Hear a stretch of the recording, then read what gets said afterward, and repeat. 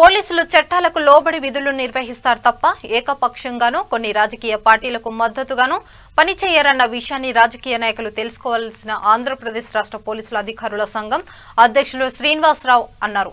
విజయవాడలో మీడియాతో మాట్లాడిన ఆయన విజయ్ కుమార్ ఆత్మహత్య కేసులో దర్యాప్తు జరుగుతుందని, ఇటువంటి సమయంలో పేకాట దాడుల నిర్వహణలో ఒత్తిడి తట్టుకోలేక ఆత్మహత్య చేసుకున్నారని అవాస్తవాలను ప్రచారం చేస్తూ కేసును పక్కద్రోవ పట్టించేందుకు ప్రయత్నించడం విచారకమన్నారు.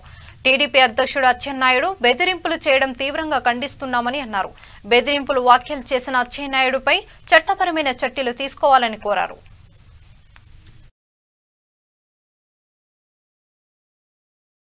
నా పేరు జనకుల శ్రీనివాసరావు. నేను పోలీస్ అధికారుల సంఘం రాష్ట్ర అధ్యక్షుడిని. 2 రోజుల క్రితం ఒక ఎస్ఐ గారు, గుడివాడ 2 టౌన్ ఎస్ఐ గారు చనిపోవడం జరిగింది.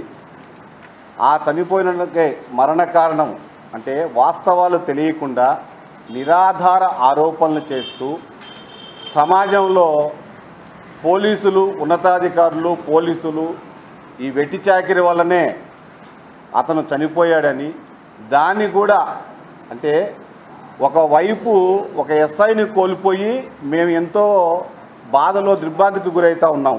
అటువంటి సందర్భాన్ని కూడా అంటే శవాల మీద డబ్బులు ఏరుకుంటారు కదా, ఆ విధంగా ఉన్నాయి వాక్యాలు.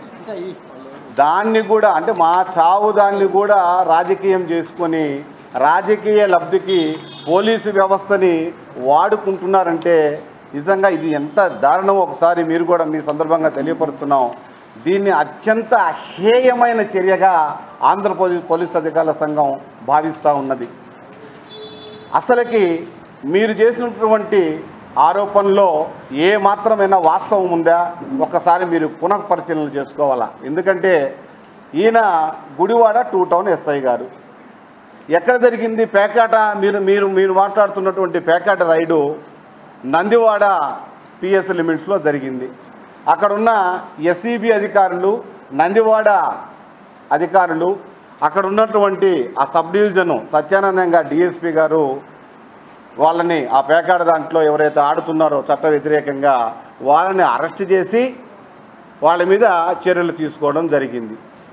కానీ మీరు ఆ మరణాన్ని కూడా రాజకీయంగా వాడుకొని అంటే ప్రజల్లో ఏమి వెళ్ళిపోతుంది?